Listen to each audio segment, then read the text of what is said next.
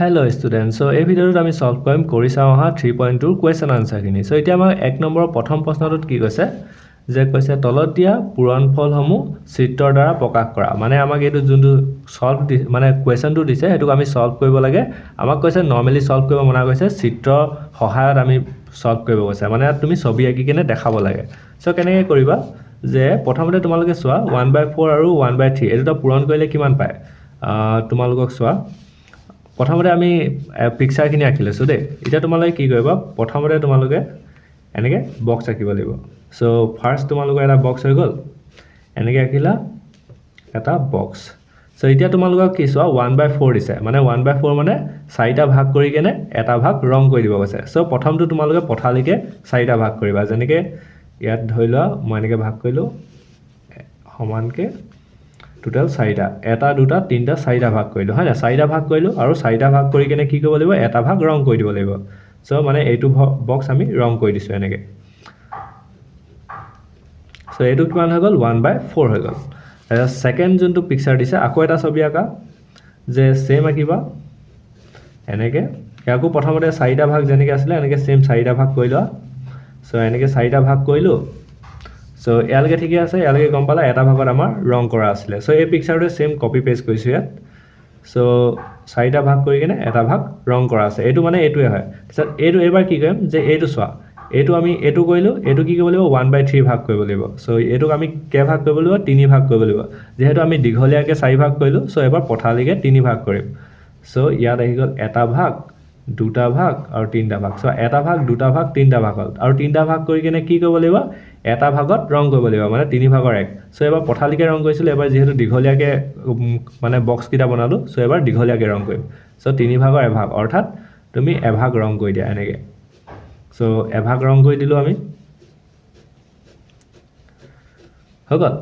এটা দুটা তিনটা ভাগ কৰি কিনে এভাগ ৰং কৰি দিলো সো এটো 1/3 হৈ গল সো এতিয়া চোৱা এইটো ভাগ কৰোতে আৰু এইটো ভাগ কৰোতে আমাৰ দুইটা যেতিয়া আমি ৰংখিনি মিলাই দিলো তেনেহলে কমন কি পৰিলে চোৱা এই যোনটো ঘৰ আছে এই ঘৰটোত তোমাৰ এইটো সাইডৰ ৰংখিনিও আহিলে এইটো সাইডৰ ৰংখিনিও আহিলে মানে ইয়াত তুমি আকৌ এটা পিকচাৰ আঁকিবা ইয়াত তুমি গুটেকিটা ঘৰ আঁকিবা প্ৰথমতে পথালিকে 4টা ঘৰ আছিল সো 4টা ঘৰ আঁকিলা 1 2 3 4 আৰু দীঘলীয়াকে 3টা আছিল হয়নে সো 3টা আছিল কিন্তু এতিয়া কমন কিমান পৰিছে চোৱা এই ঘৰটো এই যোনটো ঘৰ আছে তাত এনেকে দীঘলীয়াকেও পৰিলে আৰু পথালিকেও পৰিলে মানে ইয়াত এই ঘৰটো ৰং পৰি গল এতিয়া ইয়াত কেটা ঘৰ আছে টোটাল এটা দুটা তিনটা চাৰিটা পাঁচটা ছটা সাতটা আঠটা নটা 10টা 11টা 12টা সো যেটা ঘৰ আছে তলত লিখিবা 12টা আৰু ৰং কেটাত পৰিলে এটা সো মানে 12 ভাগৰ 1 হল সো এতিয়া তোমালোকে চোৱা যে এই দুটা নম্বৰ যদি পূৰণ কৰা এটো পাবা মানে ইয়াত তুমি এনেকে লিখিবা হেহে তুমি যদি কৰা 1/4 ভালকে লিখো 1/4 পূৰণ 1/3 সো এটা পূৰণ কৰিলে কিমান পাবা তলগিটা তলত পূৰণ হৈ যায় 4 * 3 হৈ যাব ওপৰত 1 * 1 সো 4 3 গুণ কিমান হয় 12 হৈ গল আৰু ওপৰত 1 সো মিলিছে না 1/12 আৰু আমি আনসাৰ পালো 1/12 সো গতিকে তুমি কি গম পালা যে ছবিটো আমাৰ শুদ্ধ হৈছে সো মানে এনেকে ছবি আঁকিব লাগে প্ৰথমে পথালিকে আঁকিবা আৰু সেকেন্ড পিকচাৰটো ফাৰ্স্টটোৱে কপি কৰিবা আৰু দীঘলীয়াকে আকৌ তিনটা যেটা ভাগ দি আমাক কৰিবলৈ কৰি দিম তাৰ পিছত যোনটো কমন পৰিব মানে দুইটা দীঘলীয়া আৰু পথালিকে যোনটো ঘৰত কমন পৰিব সেই ঘৰটো তুমি এক্সট্ৰাকে আঁকি দিবা সো হেতুৱে হল তোমালোকৰ আনসাৰটো সো এটো একেবাৰে হজু সো নেক্সটটো হেনেকে কৰো সো নেক্সটত আমাক কি দিছে যে বিটোত কৈছে 1/2 পূৰণ 1/5 সো তোমালোকে আগৰ নিচিনা কৰা প্ৰথমতে তোমালোকে এটা বক্স বনালা সো এই বক্সটো তোমালোকে প্ৰথমটো চোৱা 1/2 দিছে মানে দীঘলীয়াকে দুটা ভাগ কৰিব লাগিব সো দুটা ভাগ কৰি দিলো আৰু এভাগত ৰং কৰিব কৈছে 1/2 কৈছে ন ওপৰত এভাগ মানে আমি এটা ভাগ ৰং কৰি দিলো সো এই তলৰ সাইডটো আমি ৰং কৰি দিছো সো এই ঘৰটো তোমালোকে ৰং কৰি দিলা এটো হৈ গল ফাৰ্স্ট পিকচাৰটো হেতু হৈছে 1/2 এতিয়া আকৌ একে সেম বক্স আঁকিব লাগিব আকৌ এটা সো এটো আঁকিলা আৰু তলৰ সাইডটো ৰং কৰা আছে হেতু তোমালোকে দেখাবই লাগিব আগৰ পৰাই যেহেতু ফাৰ্স্ট পিকচাৰটোত আছে ৰং কৰা আৰু সেকেন্ড পাৰ্টটোত কি হৈছে 1/5 সো এবাৰ আমি যেহেতু দীঘলীয়াকে ভাগ কৰিলো এবাৰ পথালিকে কৰিম সো কেটা ভাগ কৰিব লাগিব 5টা সো ইয়াত আহিলে এটা দুটা তিনটা চাৰিটা পাঁচটা এটা দুটা তিনটা চাৰিটা পাঁচটা ভাগ কৰিলো আৰু এতিয়া ৰং কেটা কৰিব কৈছে এটা ভাগৰ ৰং কৰিব কৈছে এটা ভাগ মানে তুমি এইটো সাইডৰ পৰা এটা ভাগ ৰং কৰি দিয়া দেখিবলৈ কনফিউজ টাইপ লাগিব পাৰে কিন্তু চোৱা এতিয়া চোৱা দীঘলীয়াকৈ আৰু পথালিকৈ ৰং কৰোঁতে আমি এই ঘৰটো কমন পাই গ'লোঁ মানে এই ঘৰটো দুইটা ছাইডৰ ৰংটো আহিছে দেখিছা নাই দীঘলীয়া ৰংটো আহিছে পথালিকৈ ৰংটো আহিছে মানে এইটো 1/5 হৈ গ'ল চ' নেক্সট আকৌ এটা পিকচাৰ সেইটো কাৰণে আঁকিম যে এইটোত অকল যোনটো কমন পৰিলে মানে দুইটা ছাইডৰ ৰং পৰিলে সেই ঘৰটোহে আঁকিম চ' এইটো দুটা হৈ গ'ল পাঁচটা এটা দুটা তিনিটা চাৰিটা আৰু এটা ঘৰ বনাব লাগিব পাঁচটা চ' ঠিকে আছে এই ঘৰটোত তোমাৰ এনেকৈও পৰিলে ৰং আৰু এনেকৈও পৰিলে ৰং চ' এটা ঘৰ এনেকুৱা আছিলে যোনটো ৰং পৰিলে চ' টোটেল কেইটা ঘৰ আছে এটা দুটা তিনিটা চাৰিটা পাঁচটা ছটা সাতটা আঠটা নটা দহটা চ' টোটেল ঘৰ আছে 10টা আৰু ৰং পৰিলে এটা চ'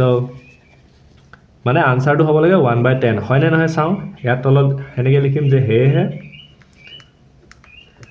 সেয়েহে তোমালোকৰ কি আহিব নম্বৰকেইটা পূৰণ কৰি দিয়া 1/2 আৰু 1/5 চ' পূৰণ কৰিলে কি হ'ব তলৰকেইটা পূৰণ হ'ব 2 × 5 আৰু ওপৰত 1 × 1 5 দুগুণ কিমান হয় 10 আৰু 1 এগুণ 1 চ' 1/10 পালোঁ চ' এই ঘৰটো 1/10 ৰং হ'ল চ' মানে এটা যোনটো কমন পৰিছিলে চ' সেইটো আনচাৰটোৰ লগত মিলি গ'ল চ' গতিকে বিটো আমাৰ শুদ্ধ হৈছে চ' সেনেকৈ আমি চিটো কৰিম চ' ইয়াৰ পিছত আমাক চিটোত দিছে 2/5 × 4/3 চ' এইটোত তোমালোকক অলপ বেলেগ ধৰণৰ দিছে কেলৈ দিছে চোৱা 2/5টোতো নৰ্মেল ঠিকেই আছে এইটোত কি দিছে 4/3 মানে তোমাৰ ওচৰত 3টা বিস্কুট আছে তুমি 4টা খাই দিলা এইটো কিবা পচিবল হ'ব পাৰে নেকি 3টা বিস্কুট আছে তুমি 4টা খাই দিলা চ' এইটো ইম্পচিবল হয় গতিকে এইটো আমি হৰণ কৰি ল'ম চ' এইটো যদি হৰণ কৰোঁ 3য়ে 4 হৰণ কৰিব লাগিব 1 আৰু 3 × 3 তাৰপিছত 1 এটা বাকী থাকি গ'ল চ' তেতিয়া কি হ'ব ওপৰতো সদায় এনেকৈ আহে আৰু যোনটো হৰণ কৰিছা তলত আহে আৰু 1টো ওপৰত আহে চ' এইটোক আমি এনেকৈ লিখিব পাৰোঁ 1 + 1/3 অৰ্থাৎ এইটো ইকুৱেল কিমান হয় 4/3 ইকুৱেল হয় চ' এতিয়া আমি 4/3 সলনি কি লিখিব পাৰোঁ 1 + 1/3 চ' আমি এইটো ইউজ কৰিম দেই কাৰণ এইটো যদি ইউজ কৰা তুমি 3টা ঘৰ বনাবা 4টা ৰং কেনেকৈ কৰিবা 3টা ঘৰ বনাই কিনে 4টা ৰং কৰা ইম্পচিবল হয় চ' গতিকে আমি 4/3 সলনি এইটো ইউজ কৰিম চ' এতিয়া প্ৰথমতে তোমালোকে এইটো বক্স বনোৱা যে প্ৰথমতে দিছে 2/5 মানে তোমালোকৰ পথালিকৈ 5টা বক্স বনিব এনেকৈ চ' কেইটা বনিব এটা দুটা তিনিটা এটা দুটা তিনিটা 4টা আৰু এটা বনাব লাগিব টোটেল 5টা বনি গ'ল চ' 5টা বনি কিনে কি ক'লে মানে গম পাইছা প্ৰথমতে পথালিকৈ বনাওঁ 5টা বনাই কিনে দুটা ৰং চ' ইয়াত দুটা ঘৰ তোমালোকে ৰং কৰি দিয়া এটা দুটা চ' এই দুটা ঘৰ আমি ৰং কৰি দিলোঁ চ' ইয়াত তোমাৰ বুজি পাই গ'লা এইটো কি লিখিম যে 2/5 কাৰণ 5টা ঘৰ বনাই কিনে দুটা ঘৰ ৰং কৰি দিলোঁ চ' ছেকেণ্ড পাৰ্টটো কি দিছে 4/3 চ' এতিয়া তুমি 4/3 বুলি ডাইৰেক্ট লিখিব নোৱাৰা মই ক'লোঁ যে 4/3 সলনি কি লিখিম 1 + 1/3 চ' মানে এনেকৈ লিখিবা যে এইটো 1 মানে কি হ'ল গোটেই বক্সটো মানে এই গোটেই যিমান ডাঙৰ বক্স আছে গোটেইটো ৰং হৈ গ'ল চ' তাক আমি চিম্পলি এনেকৈ লিখি থৈ দিছোঁ যে এটা দুটা তিনিটা 4টা 5টা এটা দুটা তিনিটা 4টা 5টা ঘৰ বনালোঁ আৰু এই গোটেই 5টাই ৰং হৈ গ'ল গোটেই 5টা হৈ গ'ল মানে 1 হৈ গ'ল চ' গোটেইখিনি ৰং হৈ গ'ল মানে গোটেই 1 মানে গোটেইটো ৰং হৈ গ'ল আৰু এটা কি আছে 1/3 চ' মানে তোমালোকৰ এইটো কি হ'ব এনেকুৱা হ'ব যে এনেকৈ এটা দুটা তিনিটা চ' টোটেল 1/3 কৈছে চ' প্ৰথমটোত যিহেতু 5টা ৰং হৈ গ'ল আৰু ছেকেণ্ডটোত কেইটা ৰং হ'ব এটা ৰং হ'ব নহয় চ' মই এবাৰ পথালিকৈ চোৱা এইটো পথালিকৈ বনালা এইটো মানে এইটো এনেকৈ দীঘলীয়াকৈ বনালে এইটো এনেকৈ বনাব লাগিছিলে মোৰ ছবিটো ভুল হৈ গ'ল চ' এনেকৈ বনিব পিকচাৰটো এটা দুটা তিনিটা চ' এইটো পিকচাৰটো এনেকৈ বনিব ছেকেণ্ড পিকচাৰটো সদায় দীঘলীয়াকৈ বনায় চ' 1/3 দিছে চ' গতিকে 3টা ভাগ কৰি কিনে এটা ৰং কৰি দিয়া চ' এইটো ৰং কৰি দিলোঁ আমি চ' এইটো পিকচাৰ বাদ দিয়া চ' এইটোত কি হ'ল এইটোত গোটেইটো ৰং হৈ আছে আৰু এইটোত অকল এটা ভাগ ৰং হৈ আছে চ' এতিয়া আমি 3 নম্বৰ পিকচাৰটো যোনটো আঁকিম চ' সেইটো কেনেকৈ আঁকিম যে তোমালোকৰ প্ৰথমতে এনেকৈ আহিলে চ' ইয়াত কি হ'ব যে প্ৰথমতে এনেকৈ 5টা ভাগ হ'ব এটা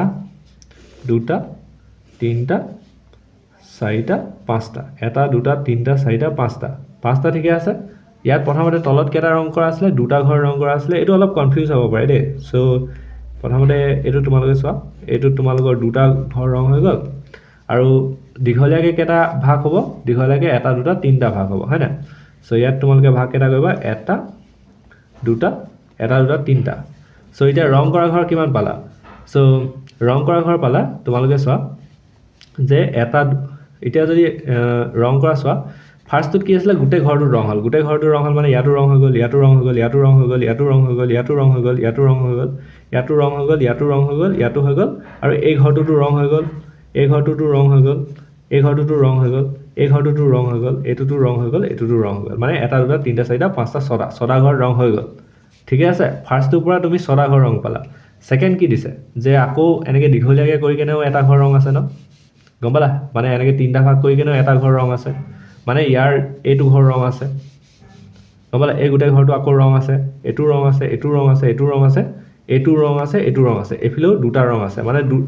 দুটা ঘৰ এনেকুৱা আছে যোনটো কমন ৰং আছে। টোটেল ইয়াত ছটা ৰং আছে আৰু লগতে দুটা এক্সট্ৰাকৈ আহি গ'ল। চ' মানে কেইটা ৰং হ'ল, এইফালৰ পৰা ছটা আগৰ পৰা এক্সিষ্ট কৰিছিলে, দুটা কমন আহি গ'ল। চ' দুটা 6 + 2 কৰিলে কিমান হৈ যায়, 8 হৈ যায়। চ' গতিকে টোটেল ইয়াত 8টা ঘৰ ৰং আছে। চ' তুমি কি লিখিবা,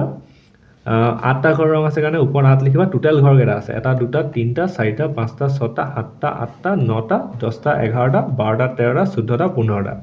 চ' টোটেল 15টা ঘৰ আছে, তাৰে 8টা ঘৰ ৰং আছে। চ' তুমি দেখি নোপোৱা, দেখিলে তুমি চোৱা 6টা ঘৰ